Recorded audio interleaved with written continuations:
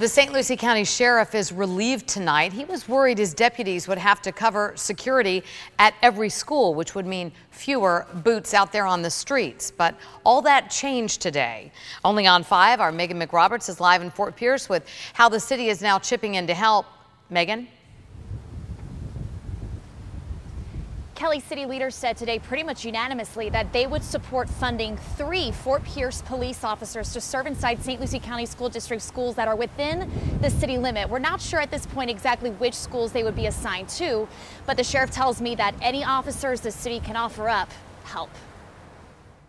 When students return to school this year in St. Lucie County, every elementary, middle, and high school student is going to have armed law enforcement officers watching their back. The funding that we've committed today is going to allow us to fund new officers. 3 new officers to be exact. Today, Fort Pierce city leaders supported contributing to the costs, paying for their salaries, gear, and training. The bottom line is safer schools, safer community. We can attract more businesses, we have more jobs, so it's all going to help the economy. It eases the burden St. Lucie County Sheriff Ken Mascara faces to assign more than 50 school resource officers to staff every school, now required by law.